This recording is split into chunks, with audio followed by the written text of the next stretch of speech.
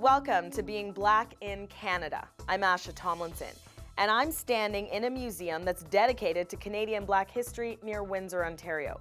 We'll show you what's on display here in just a few minutes, but first, here are a few of the Black Canadians you'll hear from throughout the next hour, talking about the challenges they face and what they're doing about them. Being biracial was obviously tougher in Forest Hill than it was, in the west end of the city. It's a question of responsibility. We cannot just simply be talking about I have rights. If you are blessed to be Black, then you should be making history every day. Even at a young age, I had to deal with a lot of things because of my race or coming there from a different country. Just because, you're a young Black kid with a baseball cap, it doesn't make you a drug dealer. It broke me down, but I never showed it. Just some of the personal stories we'll share throughout the program. And we start with one man who is trying to change the face of fatherhood with a group called Black Daddies Club. My kid has seen me get handcuffed by the cops and dragged away, and I have no criminal record. He's seen the disparity. Oftentimes, a lot of the worst days in school, it's all about fighting and not being paid attention to or interacted with by your teachers. No, I've got to be responsible for that. While some men get a fade or a shave in this Toronto barber shop, others like Lance, Mark, Tugstar, Brandon, and Yafet get into deep discussion about being a Black dad. When we talk about the absence of fathers or the problem of it, we tend to think about it in terms of how it affects the sons, yes. Right? But we don't think about it. We don't think about it in terms of daughters, in terms of girls. Now that I have a daughter, I'm seeing the responsibility I have and the role that I play in terms of being that role model, and it's daunting. This is what the Black Daddies Club is all about, and Brandon Hay, a married father of 3 boys, is the founder. He wanted to create a safe space for Black fathers to discuss the challenges of raising Black children in Canada. Since 2007, he's organized a number of forums, and the topics have included absentee fathers, youth violence, fostering self-esteem, and economic inequality in the Black community. I felt isolated, and I wanted to talk to different fathers.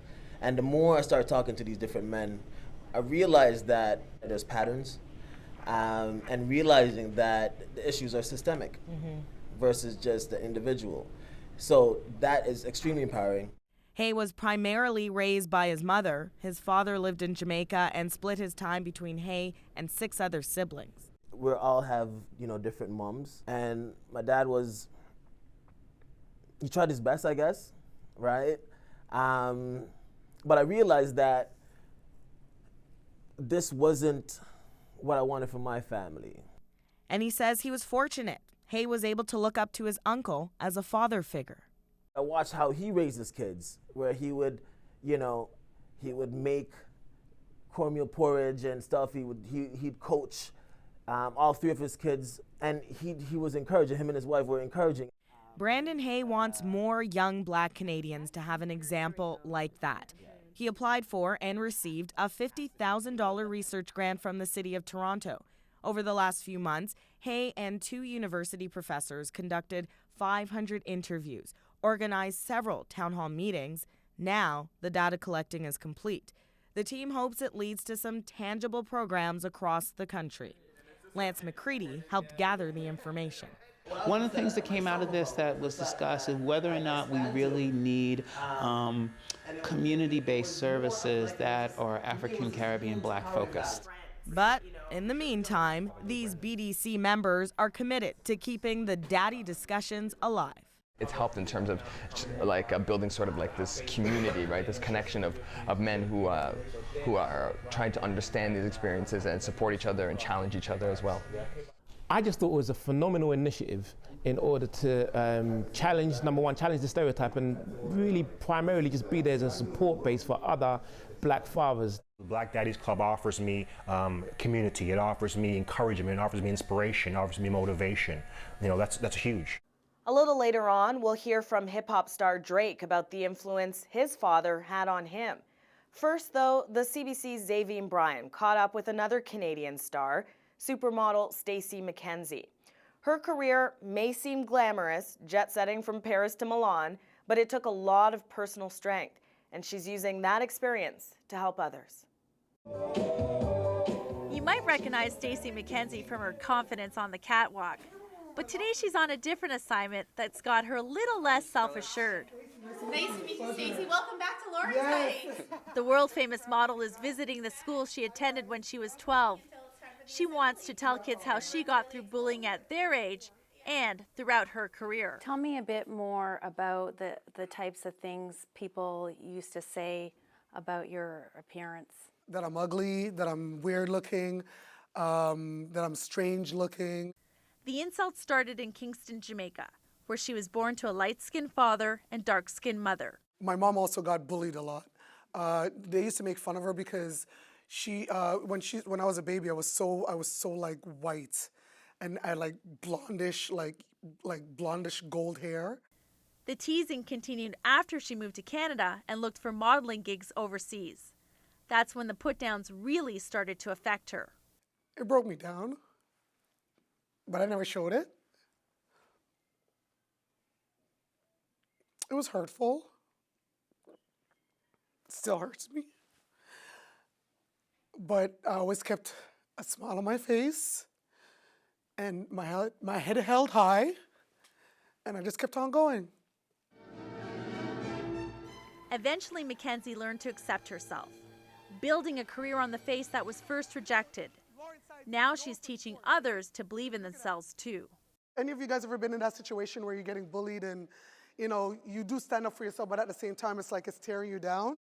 Principal David DeBell says many kids at his school are from families that are new to the country. So having Stacey McKenzie return to a community where she lived as a newcomer is meaningful. We often hear about Martin Luther King and the big names, and those are important stories.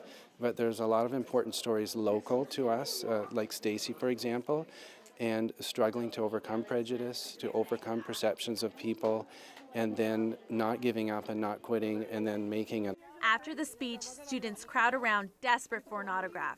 For these kids, it's about more than meeting a supermodel. What did you think of it? I think it was inspirational because she kept on going when people stopped her.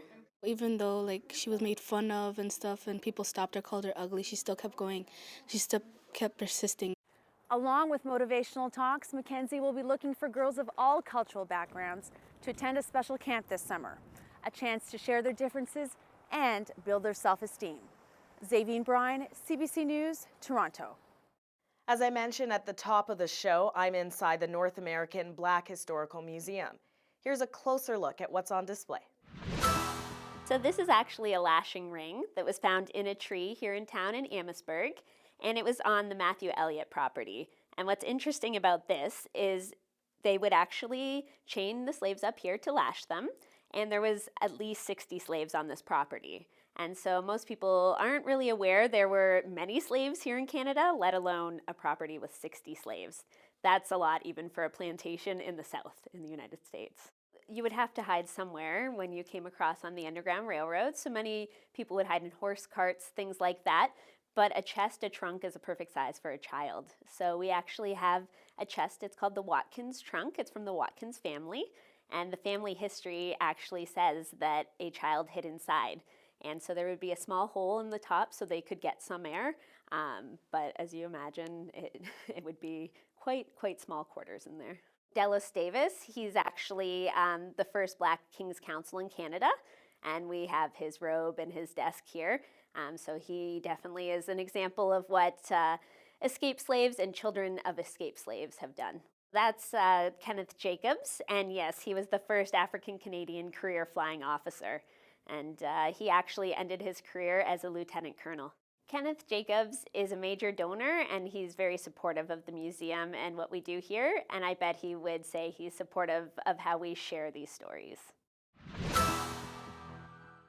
I've asked about you and they told me things, but That's the song Take Care, one of Drake's many hits.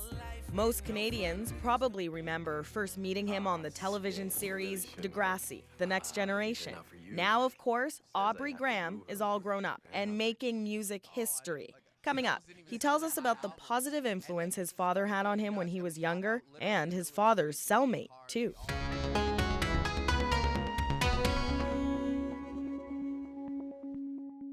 I'm Asha Tomlinson, and this is Being Black in Canada, a look at Black experiences in this country's past and present.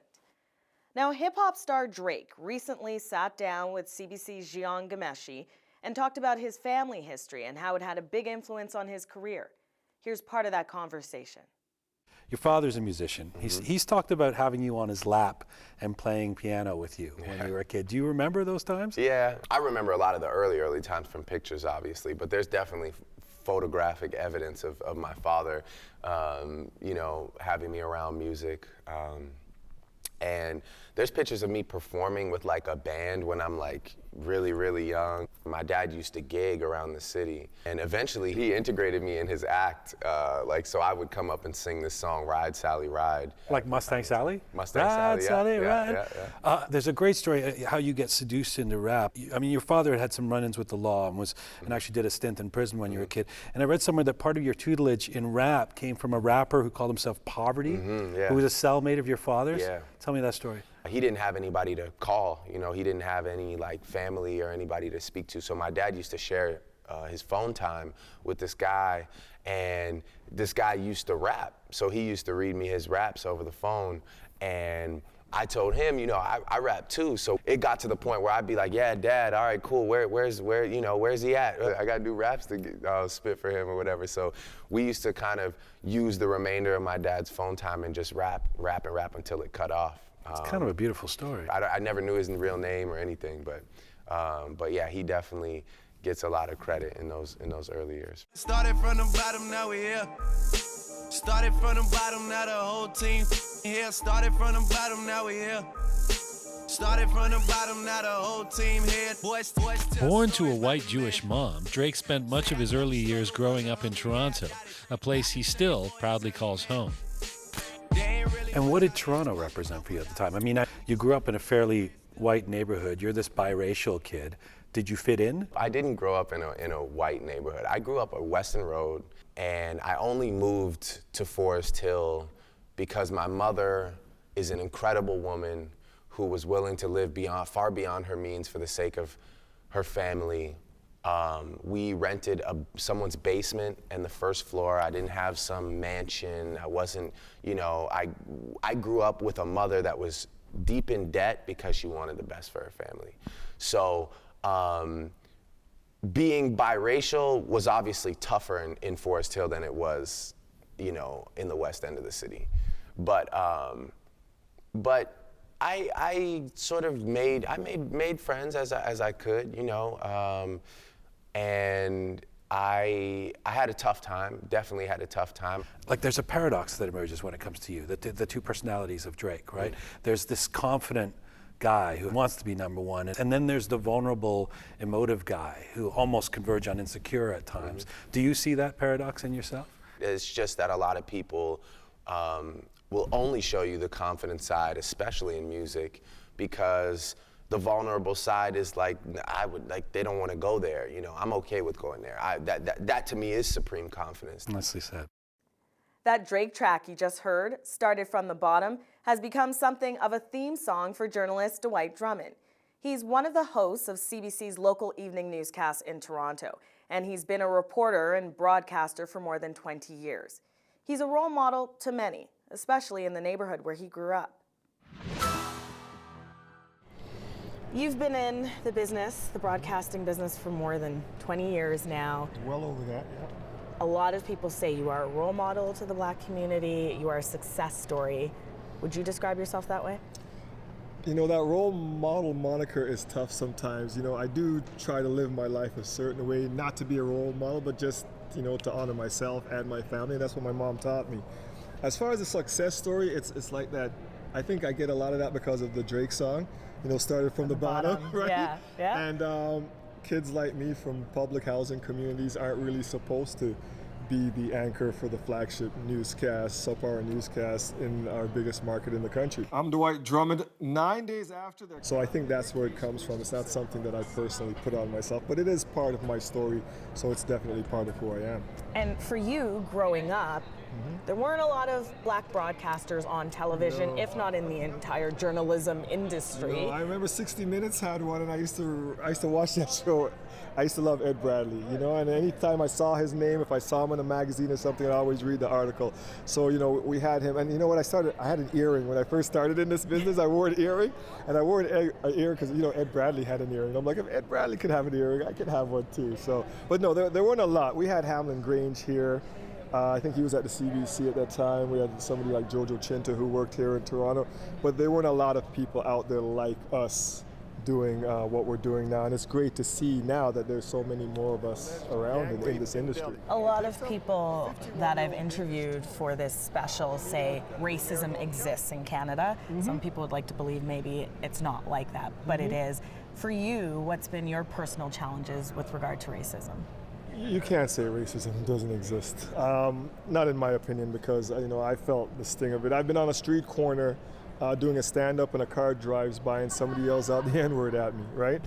When I started in this business, I used to get letters from people, like hate mail, just saying, oh, we don't need another N-word on our television. Like, I mean, so don't say it doesn't exist, because we are experiencing it. I used to have one guy that on a regular basis would go through the newspaper and clip out anything where there was a suspect of color, or it could have been a native, like a First Nations person, any kind of immigrant, didn't matter where it was from, just somebody who had immigrated, like if it, even a Russian last name or something. He used to cut it out and make this big collage and send that to me on a regular basis. I'm like, the time it would take somebody to do that, why?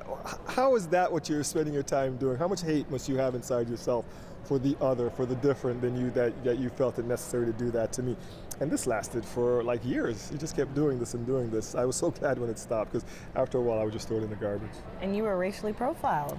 You know what? Years ago. I had more than one incident. Like people say, there was one that was on TV, because I was already on TV. So when I was taken down at gunpoint, I think it got the media attention it did, because people knew who I was. You know, I was already in the industry. I was already on television, but I'd been taken down like numerous times before. And I mean, I talk to black cops who tell me that, you know, they're pulled over. So it's something that still goes on. I think it's the easy, right? It's just lazy. Like everybody knows that intelligence-based policing probably will get you more convictions in the end. But we're all afraid of the other. It's just easy. It's lazy. So we're like, okay, you know, this guy, he looks like this. He fits the profile. So I'm going to go talk to him. What keeps you going and moving forward, and what do you tell young black children when you go out to these schools and these community events? You know, it's all, for me, and I mean, I got this from my mom, it's all how you carry yourself, it's how you comport yourself. When you get into those situations, you have to know how to carry yourself and how to deal with it, because then if you start to get ignorant and you start to go off, in the end, you may give them something to end up charging you with or to put on you. And if you act in the proper way and you know how to handle it, and then later on you may have recourse like I did to just file a complaint and use the system to try to get some recourse. So I think it's very important. And I mean, I'm older now, and I think that it's important that we understand that, you know, young people want to be rebellious, they want to look a certain way, they want to dress a certain way. And I always say, just because, you know, you're a young black kid with a baseball cap, it doesn't make you a drug dealer. And just because you're an older white guy in a police officer's uniform, it doesn't make you a racist. We can't be lazy. We can't just look at people and try to determine who they are and what they are just by the way they look, or maybe the community they live in or where they come from. It's very important. The CBC's Dwight Drummond. Lots more ahead on being black in Canada as we look at the challenges and triumphs of Canada's black community. We'll take you to Manitoba and share the story of one woman who says she was forced to close her restaurant because of racism. But first, to see a woman of color on that often, this brand new medium TV, they got used to it. Instead of feeling, oh, that's foreign. I mean, I don't know. It's hard to imagine now, but Eleanor Collins was a pioneer in her day. Being black and on TV was virtually unheard of back in the 50s. But the Vancouver jazz singer appeared in several variety shows, paving the way for other women of color. She later became the first black woman to host a national show in North America, and it was right here on CBC. Have a look. Love me or leave me, but let me be lonely.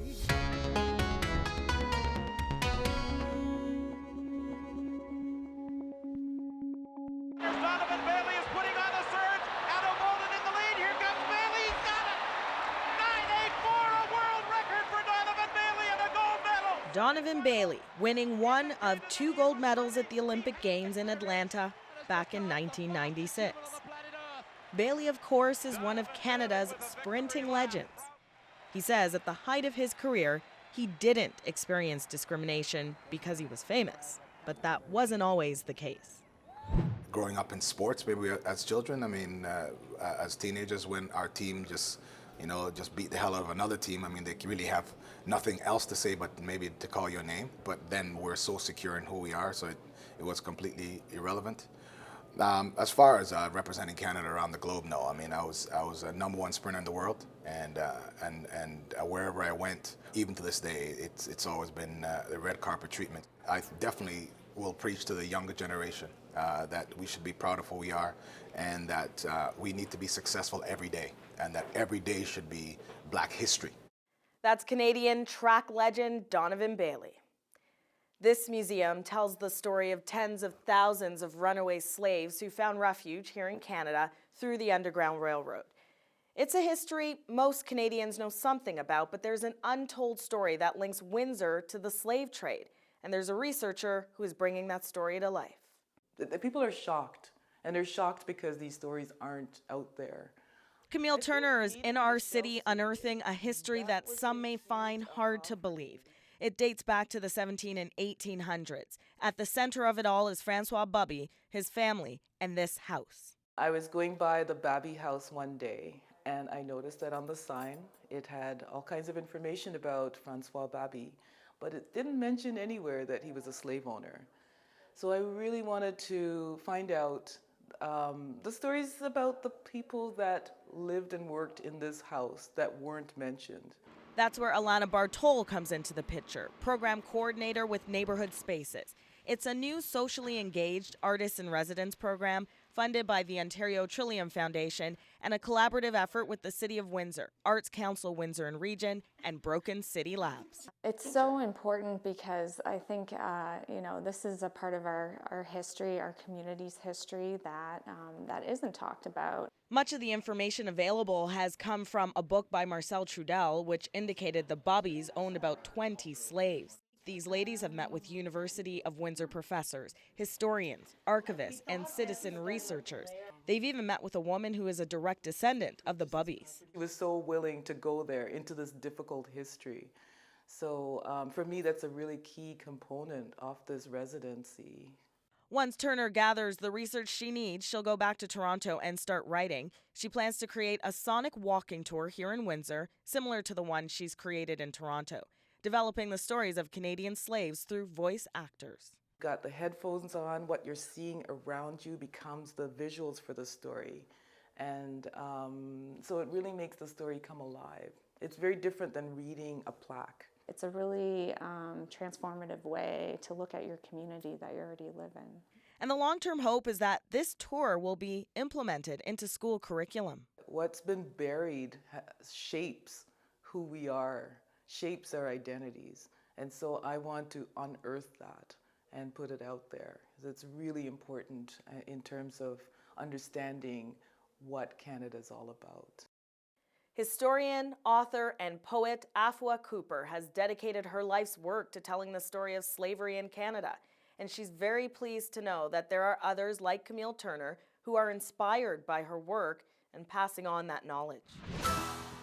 Canada has framed itself as the place where enslaved people run to for freedom. We know the Underground Railroad story, and that is true, but it's not the truth. It's only part of the truth. The other side of the truth is that, as we all know, or maybe we don't, but that there was slavery in Canada, the enslavement of African people for 2.5 centuries.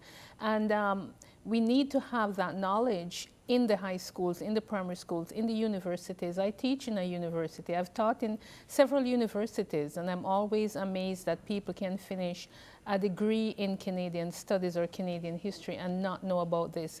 So I think because, we have this image of ourselves as the land of the free, that we are loath or hesitant to deal with this issue of slavery within our own borders. And we had slavery for 2.5 centuries. So, we were right up there with all the slaveholding societies in the Americas. So we need it on films. We just saw 12 Years a Slave. That was wonderful, but we need it on films, more books, websites to tell the story of Canadian slavery.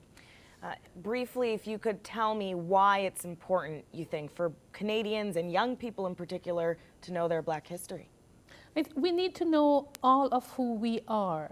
And research has shown that when young people, students, know about their heritage, in fact, that their self-esteem is enhanced. Now, if we tell African Canadian children, this is what your ancestors went through, they went through it and they paved the way through their blood, sweat, and tears.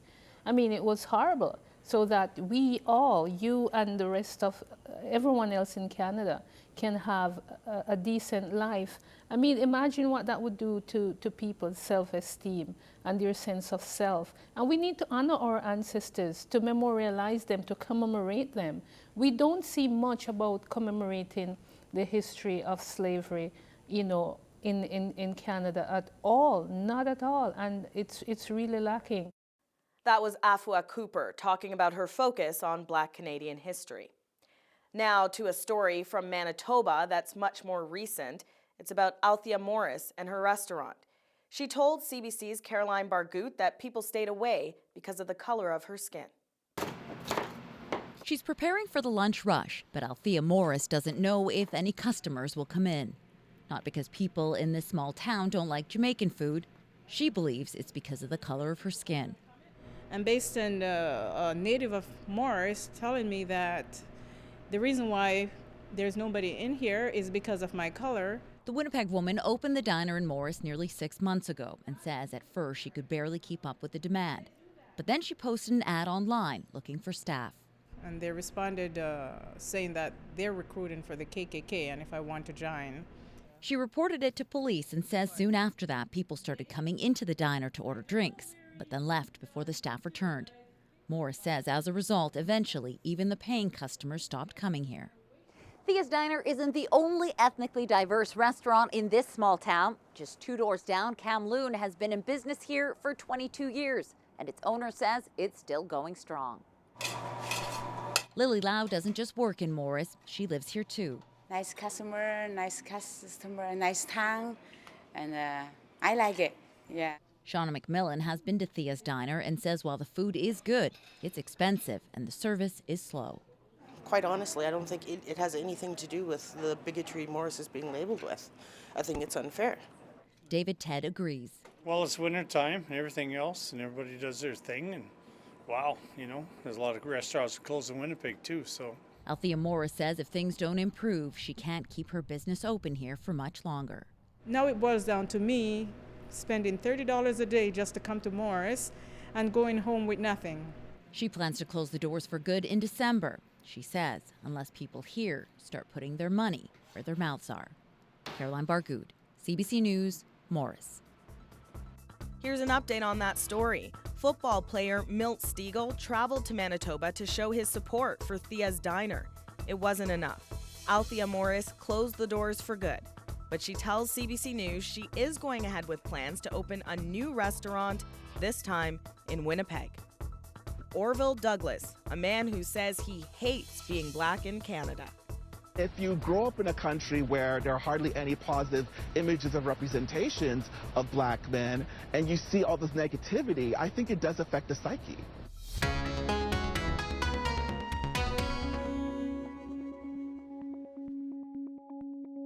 Canadians are very uncomfortable talking about race. I tried to get this article published in a Canadian newspaper, but I didn't get a response. In Canada, Canada has like this engenders this mythology that that we don't have problems with racism. I actually think the United States is more progressive in the sense that in America, people are not afraid to talk about race. Some provocative words from a Canadian on an American television network. He's a Toronto writer who wrote a column in a British newspaper called Why I Hate Being a Black Man. It's certainly caught many by surprise, and it's also raising some questions about racial identity in this country. Here again is the CBC's Devine Brown. At York University, Professor Carl James listens as his doctoral students discuss the Orville Douglass column. He was writing about how much he hates himself. He's broad-shouldered, and his height, and his full lips. Like others who've read the column, they struggle with the content. Where does the knowledge come that he's supposed to hate his lips and his nose? Shouldn't we be focusing more on what he's trying to say rather than how he said it? Which I think for Black people is a problem, where we turn amongst ourselves and start judging each other's blackness. He starts off by saying no one sits beside him in the bus. When I first read that, I said, come on, this is Toronto. I don't think this is so. But how do we deny somebody's reality or somebody's perception of what is? James runs the Center for Education and Community at York University.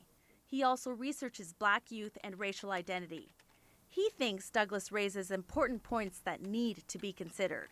If you take it as a whole, he's trying to suggest to us that it's not so much blackness, I say, but it's what it stands for in our Canadian society. Douglass didn't want to be a part of this story. He's already spoken his mind and says his column explains it all, that being Black and male determines how society views you. A fan of rap, sports, and possibly a criminal. He writes, honestly, who would want to be Black? Who would want people to be terrified of you? A lot of the time I feel like my skin color is my personal prison. Hundreds have commented on the column online, many criticizing Douglass for his views on being a Black man, some commending him for tackling a tough topic. University of Toronto professor George Day is an expert in anti-racism education and inclusive schooling.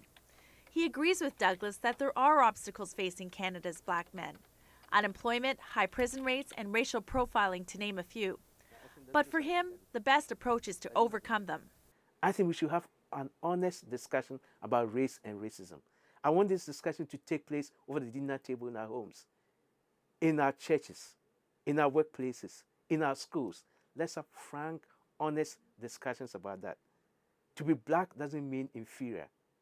To be white doesn't mean you are superior. We need to have those discussions. Back at York University, Carl James agrees it's time to figure out how to move forward.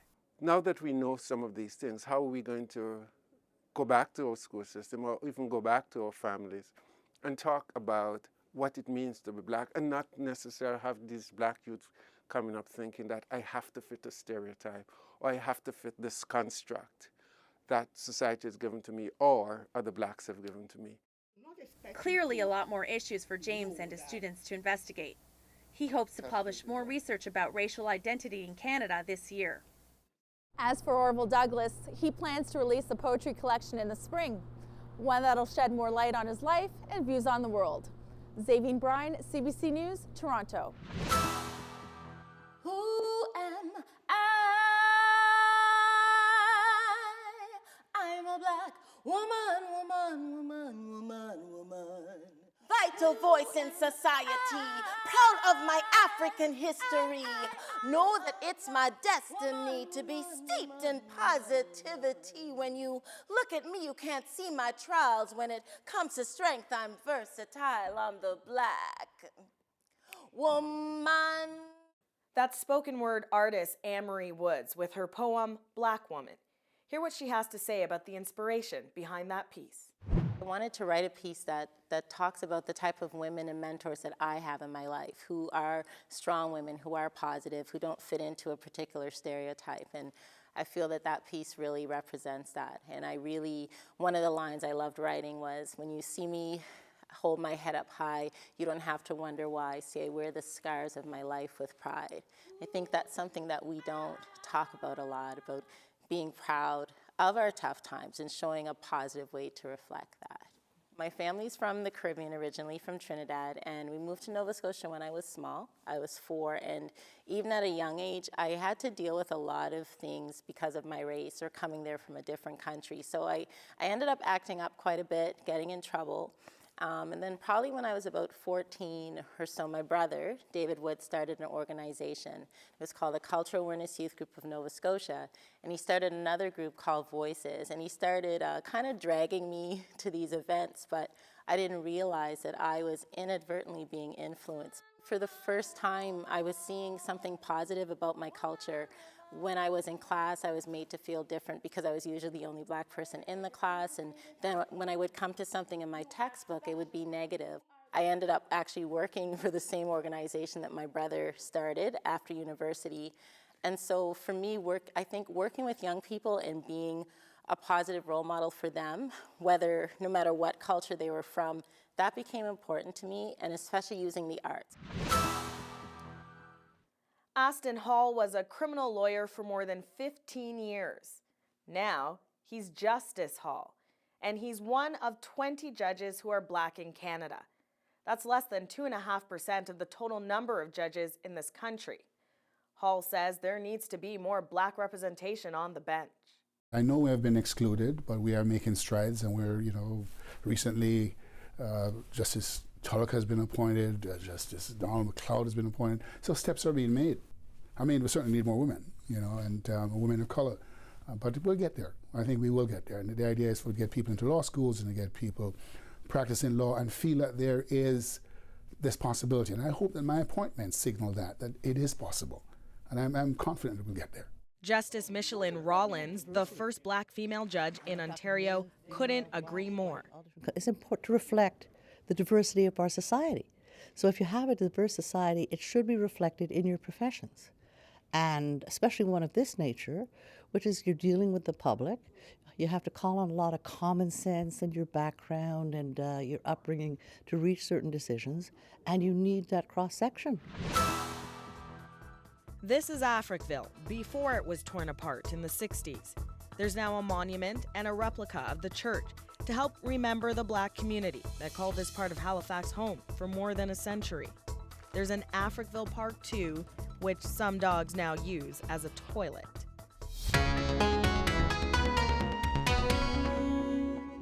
I love my home, and this house here was one of the best houses in the settlement. If Africville was built up again, I would be one of the first ones to move back. It's true I got a nicer home, but I haven't got happiness.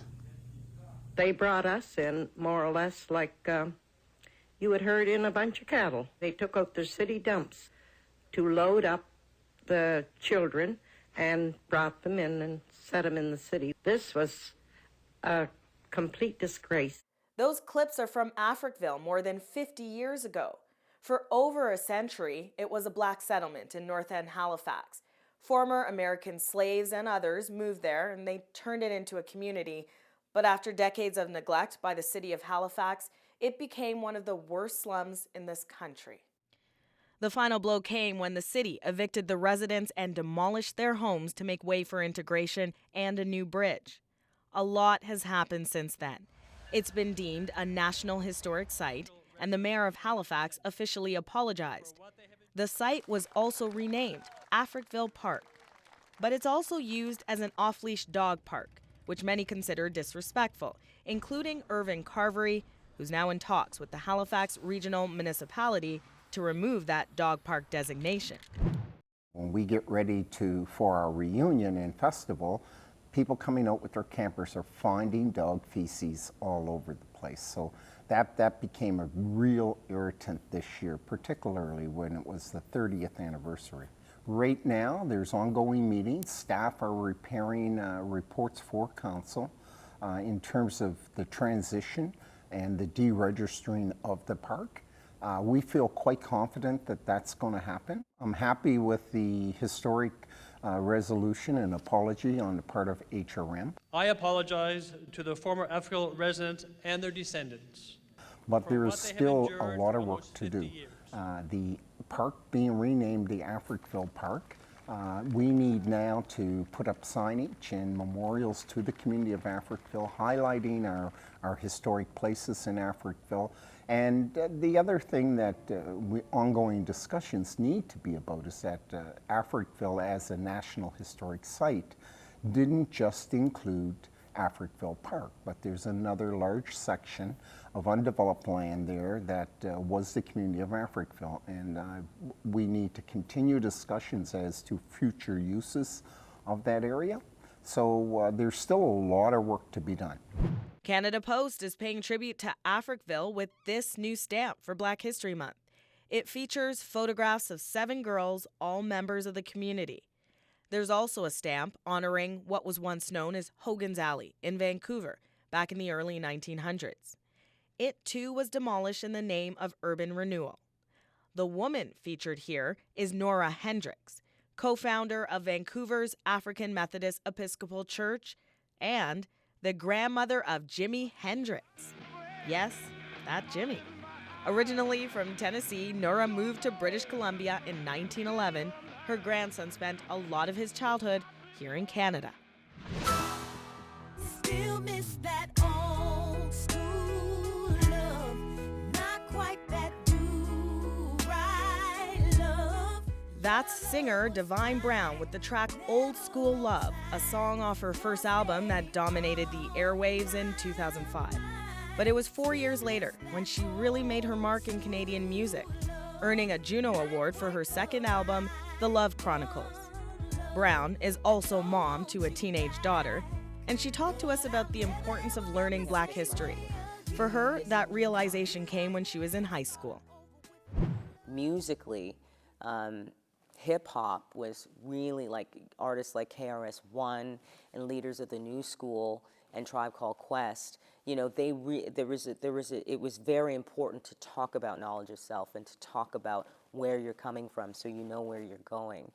And that in turn makes me very aware as a mother of a teenager who is pretty much at the same age that I was when I started to question things.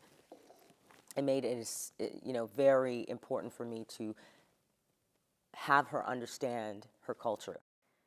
That's Canadian singer Devine Brown. I'm Asha Tomlinson, and we couldn't end this special program without also mentioning a global icon who left a big impression here in Canada as he did around the world, Nelson Mandela. Although he died late last year, Mandela will always be remembered for his fight for equality, and he's just one of the leaders honored in this song by Wes Williams, who you may also know as Maestro Fresh Wes. We leave you with that. Thanks for watching. Both are still with us. Ozzie Davis, Sammy Davis, yeah, they still with us. I met Oscar Peterson, he's still with us. Hov and Yeezy both know the Otis still with us. Without the hologram, Pac still with us. Him, Big King, and X all got set up, but Mr. Marley said, don't give up. It's a ballad for the shaded, dreadlocks braided. Ballad for your favorite candidate who never made it. A song for the nameless who jumped off with a slave ship, plunged into the water, staying